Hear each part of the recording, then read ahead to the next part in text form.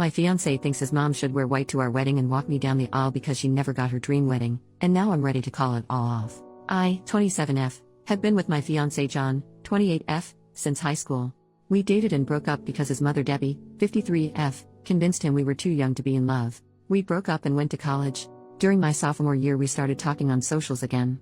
He apologized and said he missed me, and we got back together. Cue the waterworks. Debbie literally cried the first time she saw we were back together and told John that I have done witchcraft on him. I've always respected Debbie out of respect for my mother and upbringing. I was not raised to go back and forth with my elders, but she definitely abuses that. Since John and I decided to get back together, she has tried to hook him up with women from her church, her job, and even asks her friends for their daughters to give it a shot. John denies all of them and Debbie says that I'm controlling. John has told her to stop, but not in a way I feel she gets the point. Anyway, 3 months ago John proposed. Deb didn't come to the engagement party. Cool. She didn't come to the family dinner we had so both sides could meet. Cool. John's dad came and apologized for his ex's behavior. He left her when John graduated high school. I told him don't worry about it.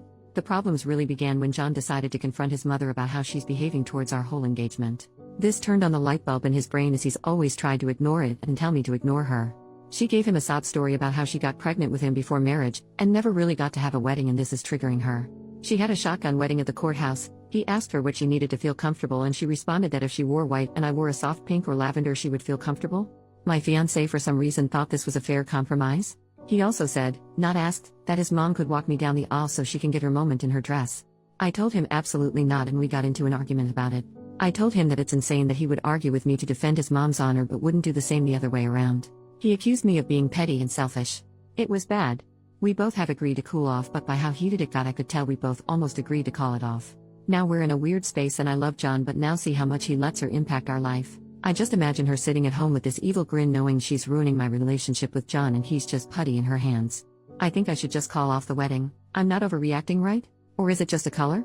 First update, next day. Hey everyone, not sure if this is the update everyone wanted, but this is what happened since my last post. I laid out a couple of talking points that I couldn't articulate over the rage. I met up with John after work at home. I was at the gym letting off steam. We spoke on everything and made plans to speak to his mother. John came home remorseful. He told me he was anxious about it and brought it up to a coworker who is a good friend of his about how I don't want to compromise. Apparently his friend, God bless his soul, went off on him about him being cringy. This angered me. So when I say it's a problem but another man tells you and now you see the other side. I brought up my talking points. Him being easily manipulated. This was also proved when I said he would listen to whatever another man said before his partner. Even though his friend agreed with me, it hurt that he didn't listen to me. His mom going out of her way to break us up with this silly request. He was way more open to this theory now, knowing how cringe he looks even telling this situation to someone else. I compared it to a father removing a bride's wedding garter. He got the point. Him agreeing to his mom's crazy request before even talking to me. He claimed he didn't. That he told her he'll see how I feel about it and just brought it up to me. I asked why did he not see that his mother walking down the aisle on his wedding day was extremely creepy? He said it's just a dress in his eyes. He just didn't want his mom to miss the wedding. I told him there will be no wedding if he doesn't straighten up, and he said he understood. Me showing him how blatantly obvious it was she hates me. She didn't even ask to wear white alongside me, which is still weird, but that I don't wear white at all as if I'm some impure whore.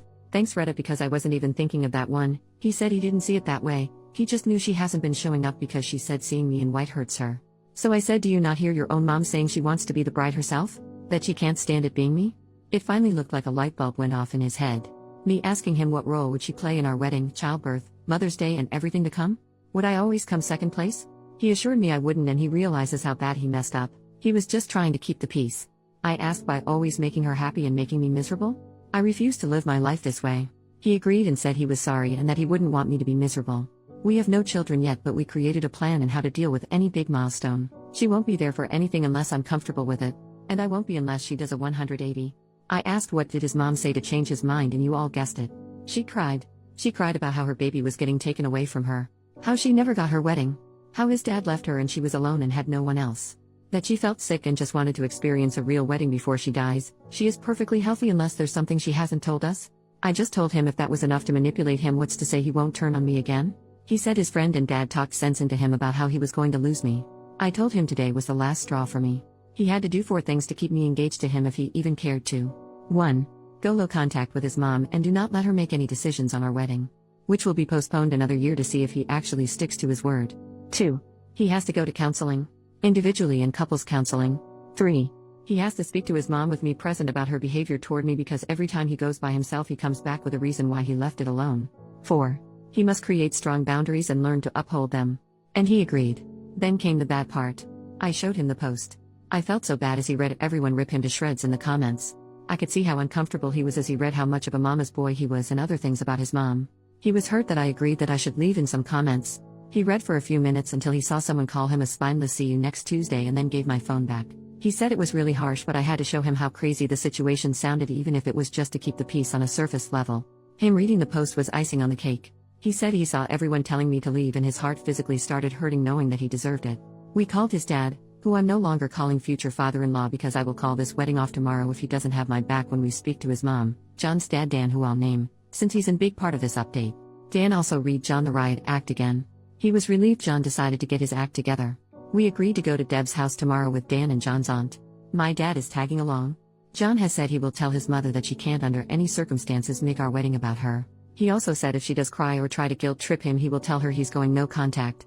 I feel terrible as getting a man to stop talking to his mother isn't something I ever thought I even wanted. I doubt Debbie will come around, especially not tomorrow with all of us against her. I don't know if John will backtrack as soon as he gets there.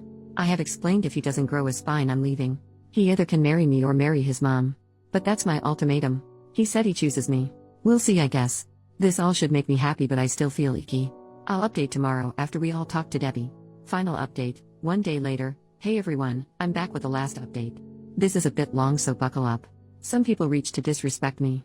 I honestly don't care if you don't believe my story or find me annoying, but messaging me, calling me names, being disrespectful, nor saying I shouldn't wear white to my own wedding is classless. I won't respond, and I genuinely hope you all get the help you need for whatever trauma makes you that much of an angry person. To all the people who have reached out with positive vibes and advice, thank you so much, you cutie patooties. Anyway, John and I met up after work and we headed to pick up Dan. John's aunt couldn't make it. My dad was meeting us there. I had really bad anxiety. I told Dan and Dad they should give us a few before knocking so she doesn't feel ambushed. They agreed. Here's the part everyone was waiting for. We get to Debbie's. My heart feels like I'm going up the world's tallest roller coaster slowly. John is quiet. We get there and he gives her a firm but respectful "Hey mom." We sit down and John tells her we came to talk to her. She asked what's wrong? John got right into it. He bluntly said to her that her actions toward me for years have been petty. Her not showing up for any of our wedding events was unacceptable to him. He flat out asked her why does she have a problem with me? I genuinely thought he was going to start with the dress situation. He went for the root of it all. Debbie acted like she had no idea what he was talking about. She has actively tried to get him to cheat and leave me for other women, but in that moment was shocked and doesn't know where this was coming from. She said she has no problems with me and loves me like a daughter. She looked at me like she expected me to talk, but like I said to you all, I wanted to see what John had to say. He asked her to be honest and named all the times he's recalled that she insulted me to my face and behind my back. He mentioned she also tells him he could do better every time I'm not around. This was news to me, but am I shocked? No, Deb was livid. She genuinely couldn't believe he outed her like that. She starts going off on him, calling him disrespectful and saying he was disrespecting his own mother for an outsider. She kept saying, I know she made you do this. I know she's the one making you disrespect me like this. John was trying to reason with her and get her to calm down. I texted Dan and my dad to come in. Once they were inside, Deb became a different person. She was startled as she wasn't expecting them, and then all of the things she was just saying went out of the window. She turned to Dan and my dad and said John walked in and just started yelling at her because of me. My dad looked at me and I shook my head no. Once Dan and Dad got in, everything was calmer for a little while. She went back to denying she didn't like me. They all told her that it was obvious, that the dress request was shameful of her. She immediately replied, it's shameful that I won't let her son spend time with her. John said that's not true. At this point I'm burning inside. I wanted to correct all of her inaccuracies, but I stood quiet. John asked her what's the real issue with OP? Deb starts saying how she knew I was going to be an issue since we were in high school. She said that once John got with me, his grades started dropping, which isn't true, that he stopped making time for family. Also, not true, that he once didn't show up to celebrate Mother's Day with her a few times because of my birthday. My birthday is in April, Mother's Day is in May, that once we got back together he forgot about her completely because I made him abandon her. He goes to her house minimum 3 times a week. She said the fact that we had the engagement party without checking how she felt about it was wrong and all the evidence she needed to see what kind of woman I am. My dad pointed out that she didn't pay for the engagement dinner to have any input on it. Dan asked her what was she thinking asking to wear white at our wedding? Why is she so hungry for attention? Her face got red and she went off. She told Dan maybe if he would have properly married her and gave her a real wedding she wouldn't feel left out.